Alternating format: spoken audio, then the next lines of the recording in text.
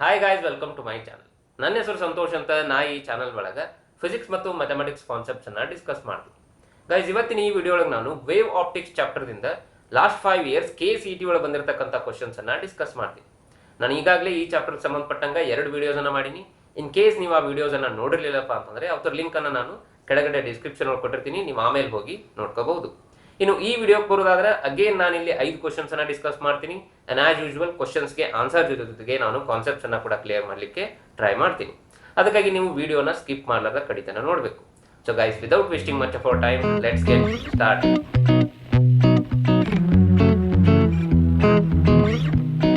Guys, ಮೊದಲಿಗೆ question number 1. ಈ question ಅನ್ನ 2019 ಕೇಳಿದ್ರು. ಕ್ವಶನ್ ಏನಪ್ಪಾ ಅಂತಂದ್ರೆ, in Young's double slit experiment using monochromatic light of wavelength lambda, the intensity of light at a point on the screen where the path difference is lambda is k units. The intensity of light at a point where the path difference is lambda by 3 is option number 1 k, option number 2 k by 4, option number 3 4k, option number 4 2k. Guys, Young's double slit experiment ಒಳಗೆ screen ಮೇಲೆ ಯಾವುದೋ ಒಂದು point ಒಳಗೆ intensity ಎಷ್ಟೈತೆ ಅನ್ನೋದು ಅದ್ರ ಮೇಲೆ depend ಆಗಿರ್ತೈತಿ. It depends on the path difference or phase difference of the waves combining at that point. ಅಂದ್ರೆ ಆ ಪಾಯಿಂಟ್ ಒಳಗೆ ಕಂಬೈನ್ ಏನಾಕಿರ್ತಾವಲ್ಲ ವೇವ್ಸ್, ಅದ್ರ ಮಧ್ಯೆ ಇರತಕ್ಕಂಥ ಪಾತ್ ಡಿಫರೆನ್ಸ್ ಮತ್ತೆ ಫೇಸ್ ಡಿಫರೆನ್ಸ್ ಮೇಲೆ ಅಲ್ಲಿನ ಇಂಟೆನ್ಸಿಟಿ ಡಿಪೆಂಡ್ ಆಗಿರ್ತೈತಿ. ಫಾರ್ ಎಕ್ಸಾಂಪಲ್, ನಾವು ಸೆಂಟ್ರಲ್ ಬ್ರೈಟ್ ಬ್ಯಾಂಡ್ ಅನ್ನ ತಗೊಂಡ್ರೆ, ಇಲ್ಲಿ ಇದೇನ ಬ್ರೈಟ್ ಬ್ಯಾಂಡ್ ಇರ್ತೈತಲ್ಲ ಮ್ಯಾಕ್ಸಿಮಮ್, ಅದನ್ನ ತಗೊಂಡ್ರೆ ಇಲ್ಲಿ ವೇವ್ಸ್ ಏನ್ ಕಂಬೈನ್ ಆಗ್ತಾವಲ್ಲ ಅದ್ರ ಮಧ್ಯೆ ಪಾತ್ ಡಿಫರೆನ್ಸ್ 0 ಇರ್ತೈತಿ, ಮತ್ತೆ ಫೇಸ್ ಡಿಫರೆನ್ಸ್ ಕೂಡ 0 ಆಗಿರ್ತೈತಿ. ಅದ್ರ ಸಲುವಾಗಿ ಅಲ್ಲಿ ಕನ್ಸ್ಟ್ರಕ್ಟಿವ್ ಇಂಟರ್ಫರೆನ್ಸ್ ಆಗಿ ನಮಗೆ ಬ್ರೈಟ್ ಬ್ಯಾಂಡ್ ನೋಡ್ಲಿಕ್ಕೆ ಸಿಗುತ್ತೆ. ಸಿಮಿಲರ್ಲಿ ಫಸ್ಟ್ ಮಿನಿಮಾನ ನೀವು ಕನ್ಸಿಡರ್ ಮಾಡಿದ್ರೆ, ಅಲ್ಲಿ ಏನ್ ವೇವ್ಸ್ ಕಂಬೈನ್ ಆಗ್ತಾವಲ್ಲ ಅಲ್ಲಿ ಕಂಬೈನ್ ಆಗ್ತಕ್ಕಂಥ ವೇವ್ ಮಧ್ಯೆ ಪಾತ್ ಡಿಫರೆನ್ಸ್ λ/2 ಆಗಿರ್ತೈತಿ. ಅಂದ್ರೆ ವೇವ್ ಲೆಂತ್ ಹಾಫ್ ಏನಿರುತ್ತಲ್ಲ ಅದು ಪಾತ್ ಡಿಫರೆನ್ಸ್ ಇರ್ತೈತೆ ಅಲ್ಲಿ, ಮತ್ತೆ ಫೇಸ್ ಡಿಫರೆನ್ಸ್ π ಇರ್ತೈತೆ ಅಲ್ಲಿ, ಅಂದ್ರೆ 180 ಡಿಗ್ರಿ. ಅದ್ರ ಸಲುವಾಗಿ ಅಲ್ಲಿ ಡಿಸ್ಟ್ರಕ್ಟಿವ್ ಇಂಟರ್ಫರೆನ್ಸ್ ಆಗಿ ನಮಗೆ ಡಾರ್ಕ್ ಬ್ಯಾಂಡ್ ನೋಡ್ಲಿಕ್ಕೆ ಸಿಗುತ್ತೆ. ಇನ್ನು ಇದೇ ರೀತಿ ಅಟ್ ಅನ್ ಆರ್ಬಿಟ್ರರಿ ಪಾಯಿಂಟ್, ಯಾವುದೋ ಒಂದು ಪಾಯಿಂಟ್ ಒಳಗೆ ನಮ್ಗೆ ಇಂಟೆನ್ಸಿಟಿ ಬೇಕಾತಂದ್ರೆ ಅದಕ್ಕೆ ಎಕ್ಸ್ಪ್ರೆಷನ್ ಏನಪ್ಪ ಅಂತಂದ್ರೆ I = 4I0 cos square 5/2. ಇಲ್ಲಿ I0 ಅಂದ್ರೆ ಇಂಟೆನ್ಸಿಟಿ ಆಫ್ ಈಚ್ ವೇವ್ ಅಥವಾ ಒಂದು ವೇವ್, ಇನ್ನು 5 ಅಂದ್ರೆ face difference between the waves combining at that point. ಆ ಪಾಯಿಂಟ್ ಒಳಗೆ ಕಂಬೈನ್ ಆಗ್ತಕ್ಕಂಥ ವೇವ್ಸ್ ಮಧ್ಯೆ ಇರ್ತಕ್ಕಂಥ ಫೇಸ್ ಡಿಫರೆನ್ಸ್. ಸೊ ಇದ್ರ ಮೇಲೆ ನಮಗೆ ಇಂಟೆನ್ಸಿಟಿ ಅಟ್ ಎನಿ ಪಾಯಿಂಟ್ ಸಿಗುತ್ತೆ. ಈ ಎಕ್ಸ್ಪ್ರೆಷನ್ ಹೆಂಗೆ ಬಂತು ಅನ್ನೋದು ನಿಮ್ಗೆ ಟೆಕ್ಸ್ಟ್ ಬುಕ್ ಒಳಗೆ ಸಿಗುತ್ತೆ, ನೋಡ್ಕೊರಿ, ಅಥವಾ ಇದನ್ನ ನೀವು ನೆನಪಿಟ್ಕೋಬೇಕು. ಇನ್ನು ಕ್ವಶನ್ ಕೊಡೋದಾದ್ರೆ ಕ್ವಶನ್ ಒಳಗೆ ಏನು ಕೊಡಾರಪ್ಪ ಅಂತಂದ್ರೆ, ಸ್ಕ್ರೀನ್ ಮೇಲೆ ಯಾವುದೋ ಒಂದು ಪಾಯಿಂಟ್ ಐತಿ, ಆ ಪಾಯಿಂಟ್ನಾಗ ವೇವ್ಸ್ ಏನು ಕಂಬೈನ್ ಆಗತ್ತಲ್ಲ ಅದ್ರ ಮಧ್ಯೆ ಪಾತ್ ಡಿಫರೆನ್ಸ್ λ ಐತೆ ಅಂತ ಹೇಳಿ ಕೊಟ್ಟಾರೆ, ಮತ್ತೆ ಅಲ್ಲಿನ ಇಂಟೆನ್ಸಿಟಿ k ಯೂನಿಟ್ಸ್ ಐತೆ ಅಂತ ಹೇಳಿ ಕೊಟ್ಟಾರೆ. ಕ್ವಶನ್ ಏನಪ್ಪಾ ಅಂತಂದ್ರೆ, what will be the intensity at a point where the path difference between the waves is λ/3. ಅಂದ್ರೆ ಪಾತ್ ಡಿಫರೆನ್ಸ್ λ ಇದ್ದಾಗ ಇಂಟೆನ್ಸಿಟಿ k ಯೂನಿಟ್ಸ್ ಐತಿ, ಮತ್ತೆ ಪಾತ್ ಡಿಫರೆನ್ಸ್ λ/3 ಇದ್ದಾಗ ಇಂಟೆನ್ಸಿಟಿ ಎಷ್ಟು ಇರ್ತೈತಿ ಆ ಪಾಯಿಂಟ್ ಒಳಗ ಅಂತ ಹೇಳಿ ಕೇಳಾರ. ಇಲ್ಲಿ ಪಾತ್ ಡಿಫರೆನ್ಸ್ λ ಅಂತಂದ್ರೆ ಕರೆಸ್ಪಾಂಡಿಂಗ್ ಫೇಸ್ ಡಿಫರೆನ್ಸ್ ಎಷ್ಟು ಇರ್ತೈತಿ 2π. ಸೊ ಈ ಎಕ್ಸ್ಪ್ರೆಷನ್ ಅವ್ರು 2π ಅಂತ ತುಂಬ್ಕೊಂಡು ನಾವು ಮತ್ತೆ ಇಂಟೆನ್ಸಿಟಿ I ನ k ಅಂತ ಹೇಳಿ ತುಂಬ್ಕೊಂಡು I0 ವ್ಯಾಲ್ಯೂನ ಕಂಡುಹಿಡ್ಕೋಬೇಕು ಮೊದಲ. ನೆಕ್ಸ್ಟ್ ಏನಪ್ಪಾ ಅಂತಂದ್ರೆ, ಫಾರ್ ಪಾತ್ ಡಿಫರೆನ್ಸ್ λ/3 ಅಂದ್ರೆ ಕರೆಸ್ಪಾಂಡಿಂಗ್ ಫೇಸ್ ಡಿಫರೆನ್ಸ್ ಎಷ್ಟು ಇರುತ್ತೆ ಅವಾಗ 2π/3. ಈ ಕೇಸಿಗೆ ಇಂಟೆನ್ಸಿಟಿ ಎಷ್ಟು ಐತಿ ಅನ್ನೋದನ್ನ ನಾವು ಇದೇ ಎಕ್ಸ್ಪ್ರೆಷನ್ ಅನ್ನ ಯೂಸ್ ಮಾಡ್ಕೊಂಡು ಫೈಂಡ್ ಔಟ್ ಮಾಡಬೇಕು. ಗೈಸ್, ನಾನು ಜಸ್ಟ್ ಹೇಳಿದಂಗ ಮೊದಲಿಗೆ I0 ವ್ಯಾಲ್ಯೂನ ಫೈಂಡ್ ಔಟ್ ಮಾಡ್ಕೊಳ್ಳೋಣ ಯೂಸಿಂಗ್ ದಿಸ್ ಎಕ್ಸ್ಪ್ರೆಷನ್. ಈ ಎಕ್ಸ್ಪ್ರೆಷನ್ ಒಳಗ I = k ಸಬ್ಸ್ಟಿಟ್ಯೂಟ್ ಮಾಡ್ಕೊಳ್ಳೋಣ, ಮತ್ತೆ 5 ಜಾಗದಾಗ 2π ಅಂದ್ರೆ for path difference λ corresponding phase difference ಎಷ್ಟು ಇರ್ತೈತಿ 2π ಇರ್ತೈತಿ. ಸೊ ಅದನ್ನ ಸಬ್ಸ್ಟಿಟ್ಯೂಟ್ ಮಾಡ್ಕೊಂಡ್ರೆ k = 4I0 cos square 2π / 2. ಇಲ್ಲಿ 2π / 2 ಅಂದ್ರೆ π ಬರ್ತೈತಿ. So k = 4 × I0 cos square π ಬರ್ತೈತಿ. cos π ವ್ಯಾಲ್ಯೂ ಏನೈತಿ -1 ಐತಿ, ಅದರ ಸ್ಕ್ವೇರ್ ಮಾಡಿದ್ರೆ 1 ಬರ್ತೈತಿ. ಸೊ k = 4I0 ಬರ್ತೈತಿ. I0 = k / 4 ಅಂದ್ರೆ ಇಂಟೆನ್ಸಿಟಿ ಆಫ್ ಈಚ್ ವೇವ್ ಎಷ್ಟು ಬರ್ತೈತಿ ನಮಗೆ k / 4 ಯೂನಿಟ್ಸ್ ಬರ್ತೈತಿ. ಈ ವ್ಯಾಲ್ಯೂವನ್ನ ಯೂಸ್ ಮಾಡ್ಕೊಂಡು ನೆಕ್ಸ್ಟ್ ನಾವೇನ್ ಮಾಡೋಣಪ್ಪ ಅಂದ್ರೆ, ಫಾರ್ ಪಾತ್ ಡಿಫರೆನ್ಸ್ λ/3 ಅಥವಾ ಫೇಸ್ ಡಿಫರೆನ್ಸ್ 2π/3 ಏನಪ್ಪ ಇಂಟೆನ್ಸಿಟಿ ಎಷ್ಟು ಇರುತ್ತೆ ಅನ್ನೋದನ್ನ ಫೈಂಡ್ ಔಟ್ ಮಾಡೋಣ. Guys, finally finding the intensity for path difference λ/3 ಅಂತಂದ್ರೆ ಫಾರ್ ಫೇಸ್ ಡಿಫರೆನ್ಸ್ 2π/3. ಅದಕ್ಕೂ ಇದನ್ನ ಎಕ್ಸ್ಪ್ರೆಷನ್ ಯೂಸ್ ಮಾಡೋಣ. I = 4I0 cos square 5/2. ಇಲ್ಲಿ I0 ಜಾಗದಾಗ k/4 ಅನ್ನ ಸಬ್ಸ್ಟಿಟ್ಯೂಟ್ ಮಾಡ್ಕೊಳ್ಳೋಣ, ಮತ್ತು 5 ಜಾಗದಾಗ 2π/3 ಅನ್ನ ಸಬ್ಸ್ಟಿಟ್ಯೂಟ್ ಮಾಡ್ಕೊಳ್ಳೋಣ. ಈ 4 ಕ್ಯಾನ್ಸಲ್ ಆಗುತ್ತಾ, ಇಲ್ಲಿ e2 ಕ್ಯಾನ್ಸಲ್ ಆಗಿ I = k cos square π/3 ಬರ್ತೈತಿ. cos π/3 ವ್ಯಾಲ್ಯೂ ಹಾಫ್ ಐತಿ, ಅಂದ್ರೆ cos 60 ವ್ಯಾಲ್ಯೂ ಹಾಫ್, ಅದ್ರ ಸ್ಕ್ವೇರ್ ಮಾಡಿದ್ರೆ 1/4 ಬರ್ತೈತಿ. ಸೊ I = k/4 ಯೂನಿಟ್ಸ್ ಬರ್ತೈತಿ. ಅಂದ್ರೆ ಯಾವ ಪಾಯಿಂಟ್ ಒಳಗ ಪಾತ್ ಡಿಫರೆನ್ಸ್ λ/3 ಇರ್ತೈತೋ ಅಲ್ಲಿ ಇಂಟೆನ್ಸಿಟಿ ಎಷ್ಟು ಇರ್ತೈತಿ k/4 unit. So answer to this question is option number 2. Guys, next question number 2. ಈ ಕ್ವಶನ್ ಅನ್ನು ಕೂಡ 2019 ಕೇಳಿದ್ರು. ಕ್ವಶನ್ ಏನಪ್ಪಾ ಅಂತಂದ್ರೆ, due to Doppler's effect the shift in the wavelength observed is 0.1 angstrom for a star producing wavelength 6000 angstrom. velocity of recession of the star will be option number 1 25 km per second, option number 2 10 km per second, option number 3 5 km per second, option number 4 20 km per second. Guys, Doppler's effect is apparent change in the frequency or the wavelength of the wave measured by the observer when there is relative motion between the observer and the source. ಅಂದ್ರೆ observer ಮತ್ತು source with respect to one another motion ಒಳಗಿದ್ದಾಗ ಒಂದು ವೇಳೆ observer wavelength ಮತ್ತು ಫ್ರೀಕ್ವೆನ್ಸಿಯನ್ನು measure ಮಾಡಿದರೆ they will be either higher or lower than the actual values of the frequencies or wavelength. ಆ frequency ಮತ್ತೆ ವೇವ್ಲೆಂತ್ ಚೇಂಜ್ ಅನ್ನು ನಾವು ಡಾಪ್ಲರ್ಸ್ ಎಫೆಕ್ಟ್ ಅಂತ ಹೇಳಿ ಕರಿತೀವಿ. ಇದರೊಳಗೆ ನಾವು ಎರಡು ಸಿಂಪಲ್ ಕೇಸಸ್ ಅನ್ನ ಇಲ್ಲಿ ಡಿಸ್ಕಸ್ ಮಾಡ್ತೀವಿ. ಮೊದಲನೇ ಕೇಸ್ ಯಾವ್ದಪ್ಪ ಅಂತಂದ್ರೆ when the source is moving towards the observer. ಎರಡನೇ ಕೇಸ್ ಯಾವ್ದಪ್ಪ ಅಂತಂದ್ರೆ when the source is moving away from the observer. ಇಲ್ಲಿ ಮೊದಲನೇ ಕೇಸ್ ಒಳಗೆ ಏನಾಗುತ್ತಪ್ಪ ಅಂತಂದ್ರೆ when the source is moving towards the observer, wave fronts ಏನಿರ್ತಾವಲ್ಲ they arrive at the observer faster. ಅಂದ್ರೆ fast ಆಗಿ wave fronts ಇಲ್ಲಿ ಅರೈವ್ ಆಗ್ತಾವ, ಅಂದ್ರೆ ಬರ್ತಾವ ಇಲ್ಲಿ. ಸೊ ಅವಾಗ ನಾವು ಫ್ರೀಕ್ವೆನ್ಸಿಯನ್ನ ಮೆಜರ್ ಮಾಡಿದ್ರೆ ಫ್ರೀಕ್ವೆನ್ಸಿ ನಮಗೆ ಜಾಸ್ತಿ ಬರುತ್ತೆ. ಅಂದ್ರೆ measured frequency will B higher then the actual value of the frequency. ಇನ್ನು ವೇವ್ ಲೆಂತ್ ಅಂದ್ರೆ ಫ್ರೀಕ್ವೆನ್ಸಿ ಜಾಸ್ತಿ ಮೆಜರ್ ಆಗಿತ್ತು ಅಂದ್ರೆ wave length measured will be less than the actual wavelength of the ಏನಪ್ಪ ವೇವ್. ಸೊ ಇದನ್ನ ನಾವು ಬ್ಲೂ ಶಿಫ್ಟ್ ಅಂತ ಹೇಳಿ ಕರಿತೀವಿ. ಯಾಕಪ್ಪ ಅಂತಂದ್ರೆ ವಿಸಿಬಲ್ ಸ್ಪೆಕ್ಟ್ರಮ್ ಒಳಗ ಬ್ಲೂದ್ ವೇವ್ ಲೆಂತ್ ಏನಪ್ಪ ಕಡಿಮೆ ಇರುತ್ತೆ. ಸೊ ಇಲ್ಲಿನೂ ನಾವು ಈ ಕೇಸ್ ಒಳಗ measured wave length will be less than the actual value of the wave length, ಅದಕ್ಕೆ ನಾವು ಬ್ಲೂ ಶಿಫ್ಟ್ ಅಂತ ಹೇಳಿ ಕರಿತೀವಿ. ಇನ್ನು ಎರಡನೇ ಕೇಸ್ ಒಳಗ when the source is moving away from the observer, ಇಲ್ಲಿ ವೇವ್ ಫ್ರಂಟ್ಸ್ ಏನಿರ್ತಾವಲ್ಲ ಅವು ಇಲ್ಲಿ ಬರ್ಲಿಕ್ಕೆ ಹೆಚ್ಚಿಗೆ ಟೈಮ್ ತಗೋತಾವ, ಅಂದ್ರೆ they take longer time to reach to the observer. ಅವಾಗ ನೀವು ಫ್ರೀಕ್ವೆನ್ಸಿಯನ್ನ ಮೆಜರ್ ಮಾಡಿದ್ರೆ frequency will be less than measured frequency will be less than the actual value of the frequency.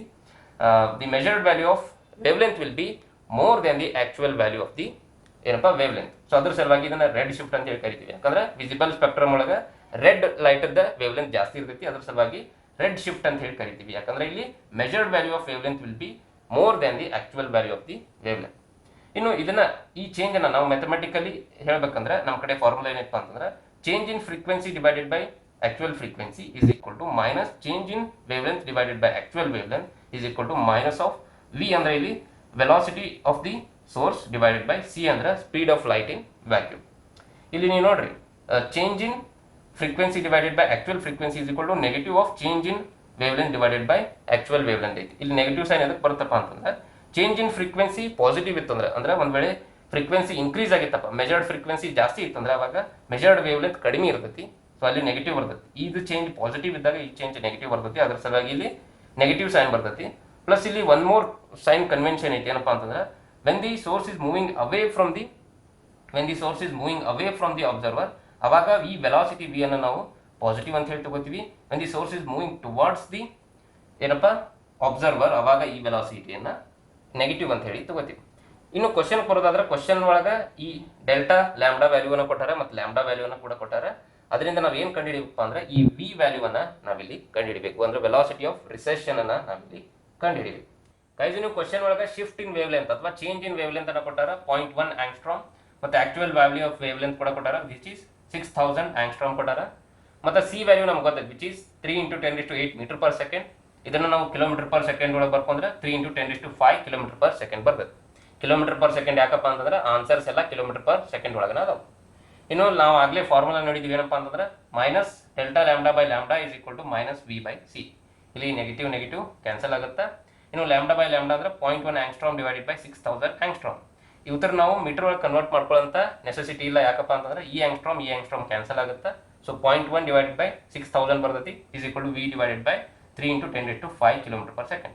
ಇದನ್ನ ಈ ಕಡೆ ಕಳಿಸಿದ್ರೆ ವಿ ಈಕ್ವಲ್ ಟು ಏನು ಬರ್ತೈತಿ, ಈ 0.1 ಅನ್ನು ನಾನು 10⁻⁻1 ಅಂತ ಹೇಳಿ ಬರ್ಕೊಂಡಿನಿ, 6000 ಅನ್ನ 6 × 10⁻³ ಅಂತ ಹೇಳಿ ಬರ್ಕೊಂಡಿನಿ, ಇಂಟು 3 × 10⁵ ಕಿಲೋಮೀಟರ್ ಪರ್ ಸೆಕೆಂಡ್. ಇಲ್ಲಿ ನೀವು ನೋಡಿದ್ರೆ 3 1 3 2 ಬರ್ತೈತಿ, 1/2 ಬರ್ತೈತಿ ಇದು. ಇನ್ನು 10 ಪವರ್ಗಳು ನೋಡಿದ್ರೆ ನೀವು 10⁵ -1, ಇದು ಮೇಲ್ಗಡೆ 3 ಹೋದ್ರೆ -3, 5 -3 -1 ಅಂದ್ರೆ 5 - 4 = 1 ಅಂದ್ರೆ 0.5 × 10 ಬರ್ತೈತಿ which is 5 kilometre per second. ಅಂದ್ರೆ ವೆಲಾಸಿಟಿ ಆಫ್ ರಿಸೆಷನ್, ವೆಲಾಸಿಟಿ ಇಲ್ಲಿ ಪಾಸಿಟಿವ್ ಬರಾಕತ್ತೈತೆ ಅಂದ್ರೆ ಆ ಸ್ಟಾರ್ ಏನಾಗೈತೆ ಇಟ್ ಇಸ್ ಮೂವಿಂಗ್ ಅವೇ ಐತಿ and that velocity is 5 kilometre per second. That is option number 3. Guys, next question number 3. ಈ ಕ್ವಶನ್ ಅನ್ನ 2020 ಕೇಳಿದ್ರು. ಕ್ವಶನ್ ಏನಪ್ಪಾ ಅಂತಂದ್ರೆ 2 poles are separated by a distance of 3.14 meter. The resolving power of human eye is 1 minute of an hour. The maximum distance from which he can identify the 2 poles distinctly is option number 1 188 meters. Option number 2, 376 meters. Option number 3, 10.8 kilometers. Option number 4, 5.4 kilometers. Guys, resolving power ಅಂತಂದ್ರೆ it is the capacity of eye to identify two closely spaced objects distinctly. ಅಂದ್ರೆ ಎರಡು closely space ಆಗಿರತಕ್ಕಂಥ objects ಅಥವಾ points ಇದ್ದು ಅವತ್ರ ನಾವು distinct ಆಗಿ ಅಂದ್ರೆ separate ಆಗಿ ಐಡೆಂಟಿಫೈ ಮಾಡತಕ್ಕಂಥ ಕೆಪಾಸಿಟಿಯನ್ನ ರಿಸಾಲ್ವಿಂಗ್ ಪವರ್ ಅಂತ ಹೇಳಿ ಕರಿತೀವಿ. ಇನ್ನು ರಿಸಾಲ್ವಿಂಗ್ ಪವರ್ ಅನ್ನ we define in terms of angle. ಅದೇನಪ್ಪಾ ಅಂತಂದ್ರೆ this is the smallest angle subtended by 2 points which are closely spaced. This is the smallest angle subtended by 2 points which are closely spaced for which these 2 points are distinct. ಅಂದ್ರೆ ಈ angle smallest ಆಗಿರಬೇಕು ಮತ್ತು ಆ case ಒಳಗೆ ಇವೆರಡು points ಕಣ್ಣಿಗೆ distinct ಆಗಿನೂ ಕಾಣಿಸ್ತಾ ಇರಬೇಕು. ಅಂತ ಆಂಗಲ್ ಅನ್ನ ನಾವು ರಿಸಾಲ್ವಿಂಗ್ ಪವರ್ ಅಥವಾ ರೆಸೊಲ್ಯೂಷನ್ ಆಫ್ ಐ ಅಂತ ಹೇಳಿ ಕರಿತೀವಿ. ಈ ಕೇಸ್ ಒಳಗೆ theta e is equal to d by D ಆಗಿರ್ತೈತಿ. ಈ ಸ್ಮಾಲ್ ಡಿ ಅಂತಂದ್ರೆ separation between the points, capital D ಅಂದ್ರೆ maximum distance up to which these 2 points are distinct. ಅಂದ್ರೆ ಎರಡೂ ಪಾಯಿಂಟ್ಸ್ ಡಿಸ್ಟಿಂಕ್ಟ್ ಆಗಿ ಕಾಣಿಸ್ತಕ್ಕಂಥ ಮ್ಯಾಕ್ಸಿಮಮ್ ಡಿಸ್ಟೆನ್ಸ್ ಇದು. ಈ ಸ್ಮಾಲ್ ಡಿಸ್ಟೆನ್ಸ್ ಅಂದ್ರೆ ಈ ಸ್ಮಾಲ್ ಡಿ ಅಂತಂದ್ರೆ it is the separation. So theta E ಅಂದ್ರೆ ಏನಿಲ್ಲಿ ಡಿ ಬೈ ಡಿ. ಇನ್ನು ಕ್ವಶನ್ ಒಳಗೆ ಏನು ಕೊಟ್ಟಾರಪ್ಪ ಅಂತಂದ್ರೆ ಈ ಡಿ ಕೊಟ್ಟಾರ ಅಂದ್ರೆ ಎರಡು ಪೋಲ್ಸ್ ಕೊಟ್ಟಾರ which are separated by distance of 3.14 metres ಅಂದ್ರೆ ಸ್ಮಾಲ್ ಡಿ ಕೊಟ್ಟಾರ. ಮತ್ತೆ ರೆಸೊಲ್ಯೂಷನ್ ಆಫ್ ಐ ಕೂಡ ಕೊಟ್ಟಾರ, that is 1 minute of arc angle ಅನ್ನ ಕೊಟ್ಟಾರ. ಅದರಿಂದ ನಾವು ಏನು ಕಂಡು ಹಿಡಿಬೇಕಪ್ಪ ಅಂತಂದ್ರೆ ಈ ಕ್ಯಾಪಿಟಲ್ ಡಿ ಅಂದ್ರೆ maximum distance for which they appear distinct ಅಂದ್ರೆ ಎರಡು ಡಿಸ್ಟಿಂಕ್ಟ್ ಆಗಿ ಕಾಣಿಸ್ತಕ್ಕಂಥ ಮ್ಯಾಕ್ಸಿಮಮ್ ಡಿಸ್ಟೆನ್ಸ್ ಎಷ್ಟು ಅನ್ನೋದನ್ನ ನಾವಿಲ್ಲಿ ಕಂಡು ಹಿಡಿಬೇಕು. So D is equal to ಏನಾಗುತ್ತೆ ಡಿ ಬೈ ಥೀಟಾ ಇ ಆಗುತ್ತೆ. ಸೊ ಇಲ್ಲಿ ನಾವು ವ್ಯಾಲ್ಯೂಸ್ ಅನ್ನ ಸಬ್ಸ್ಟಿಟ್ಯೂಟ್ ಮಾಡ್ಕೊಂಡು we can easily find the answer. Guys ಇಲ್ಲಿ ಕ್ವಶನ್ ಒಳಗೆ ಸ್ಮಾಲ್ ಡಿ ವ್ಯಾಲ್ಯೂ 3.14 ಮೀಟರ್ಸ್ ಅಂತ ಹೇಳಿ ಕೊಟ್ಟ. ಅಂದ್ರೆ ಸಪರೇಷನ್ ಬಿಟ್ವೀನ್ ದಿ ಪೋಲ್ಸ್ ಏನೈತಲ್ಲ ಅದು 3.14 ಮೀಟರ್ಸ್ ಐತಿ. ಮತ್ತೆ ಆಂಗಲ್ ಏನೈತಲ್ಲ ಅದನ್ನ ಇನ್ ಟರ್ಮ್ಸ್ ಆಫ್ ಮಿನಿಟ್ಸ್ ಕೊಟ್ಟ. ಅದನ್ನ ನಾವು ಮೊದಲ ಡಿಗ್ರಿ ಒಳಗೆ ಕನ್ವರ್ಟ್ ಮಾಡ್ಕೋಬೇಕು, ಆಮೇಲೆ ರೇಡಿಯನ್ ಒಳಗೆ ಕನ್ವರ್ಟ್ ಮಾಡ್ಕೋಬೇಕು. ನಮಗೆಲ್ಲ ಗೊತ್ತಿರುವಂಗ 60 ಮಿನಿಟ್ಸ್ ಅಂದ್ರೆ 1 ಡಿಗ್ರಿ ಐತಿ. ಸೊ 1 ಮಿನಿಟ್ ಅಂದ್ರೆ 1/60 ಡಿಗ್ರಿ. ಇನ್ನು ಅದನ್ನ ನಾವು ರೇಡಿಯನ್ ಕನ್ವರ್ಟ್ ಮಾಡ್ಕೋಬೇಕಂದ್ರೆ π/180 ಡಿಗ್ರಿಲೇ ಮಲ್ಟಿಪ್ಲೈ ಮಾಡಬೇಕು. ಸೊ ಮಲ್ಟಿಪ್ಲೈ ಮಾಡಿದ್ರೆ ಥೀಟಾ ಇನ್ ರೇಡಿಯನ್ಸ್ ಏನು ಬರ್ತೈತಿ π ಡಿವೈಡೆಡ್ ಬೈ ಇವೆರಡು ಮಲ್ಟಿಪ್ಲೈ ಮಾಡಿದ್ರೆ 10,800 ಬರ್ತೈತಿ. ಸೊ ಇಲ್ಲಿ ಆಂಗಲ್ ಏನು ಬರ್ತೈತಿ in terms of radians π divided by 10,800.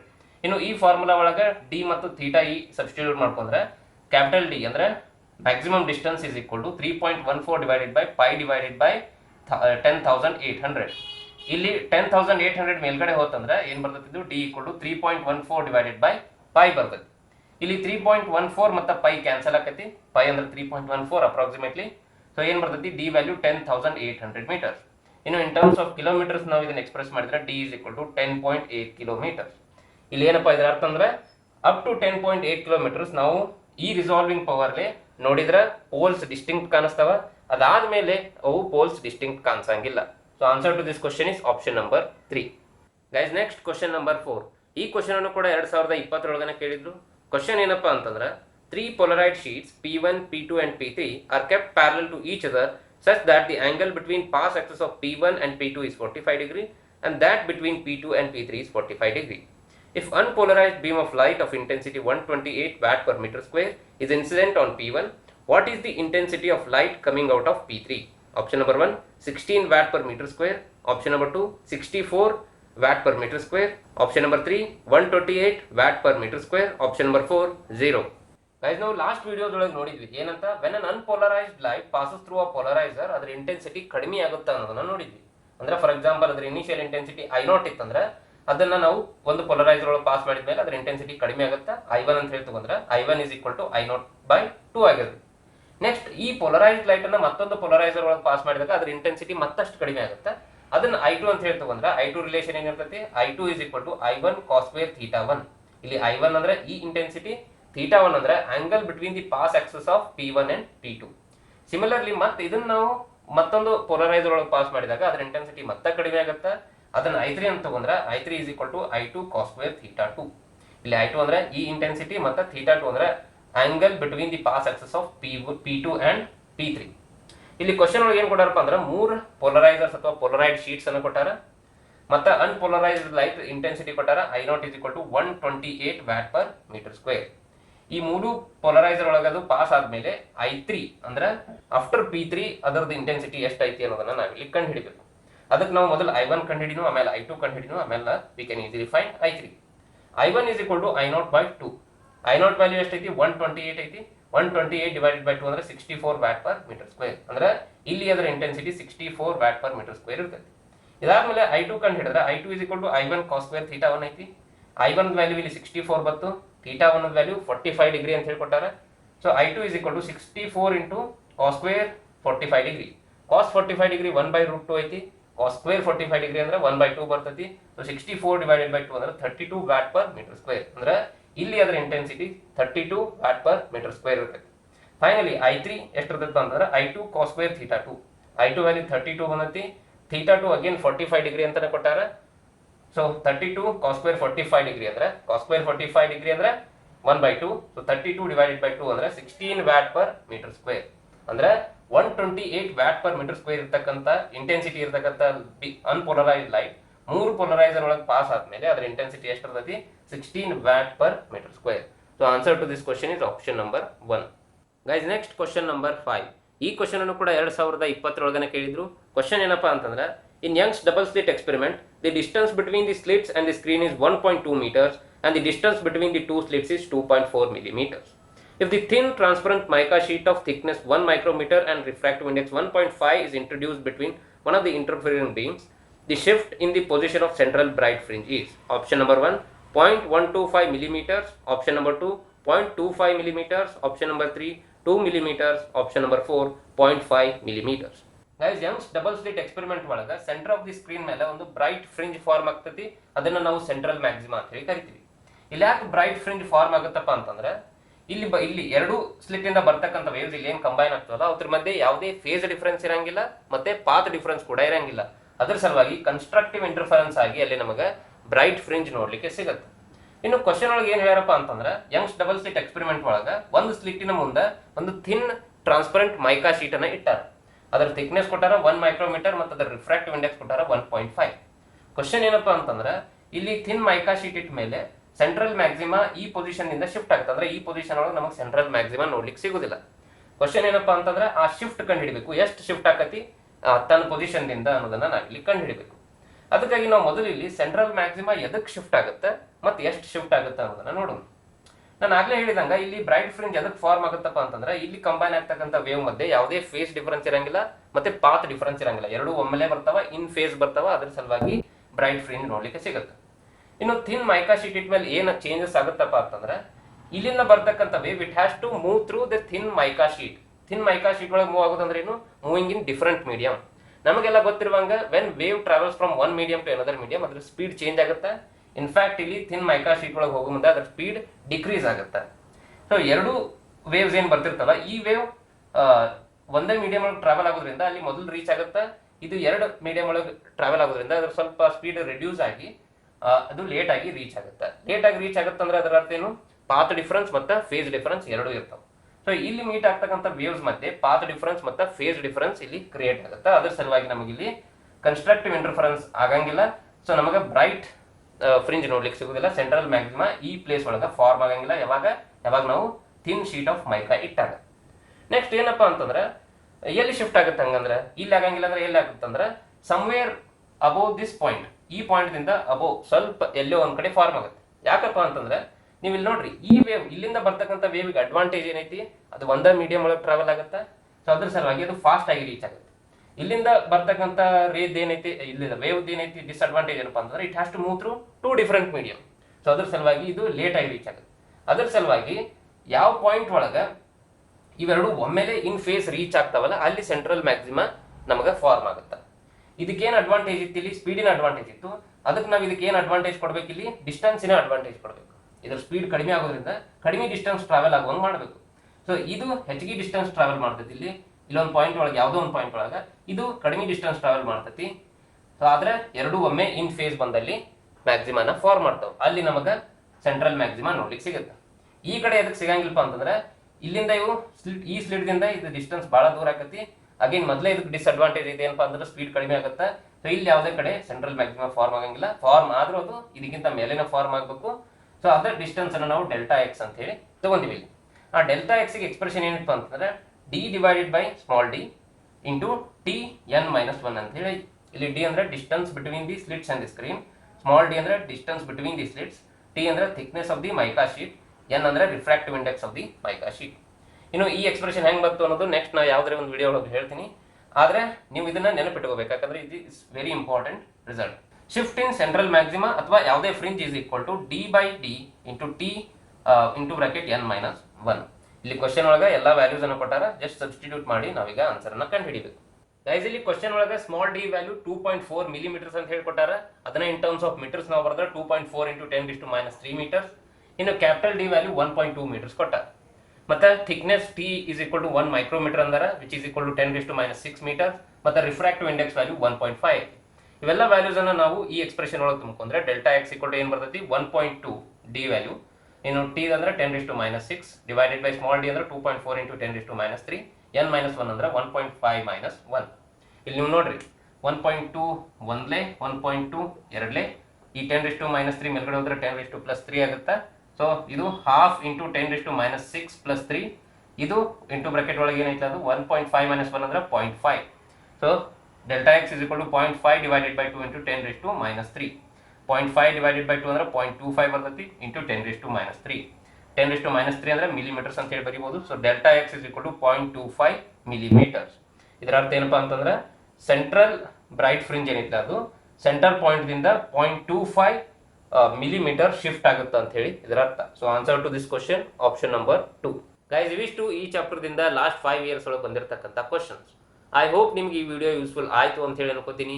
ಒಂದ್ ವೇಳೆ ನಿಮ್ಗೆ ಈ ವಿಡಿಯೋ ಇಷ್ಟ ಆಗಿತ್ತಪ್ಪ ಅಂತಂದ್ರೆ ಕೆಳಗಡೆ ಲೈಕ್ ಬಟನ್ ಐತಿ, ಅದನ್ನ ಪ್ರೆಸ್ ಮಾಡ್ರಿ. ಮತ್ತೆ ಈ ವಿಡಿಯೋನ ನಿಮ್ಮ ಫ್ರೆಂಡ್ಸ್ ಜೊತೆ ಶೇರ್ ಮಾಡಿ. ಮೋಸ್ಟ್ ಇಂಪಾರ್ಟೆಂಟ್ಲಿ ಚಾನಲ್ನ ಸಬ್ಸ್ಕ್ರೈಬ್ ಮಾಡ್ರಿ, ಮತ್ತೆ ಬೆಲ್ ಐಕನ್ ಮೇಲೆ ಕ್ಲಿಕ್ ಮಾಡಿ. ಅಂಡ್ ಫೈನಲಿ ಹೋಗಿನ ಮುಂಚೆ ನಿಮ್ಗೆ ಏನಾದರೂ ಡೌಟ್ಸ್ ಅಥವಾ ಸಜೆಷನ್ಸ್ ಇದ್ರೆ ಕೆಳಗಡೆ ಕಮೆಂಟ್ ಬಾಕ್ಸ್ ಒಳಗೆ ಕಮೆಂಟ್ ಮಾಡಿ ನಮಗೆ ತಿಳಿಸ್ರಿ.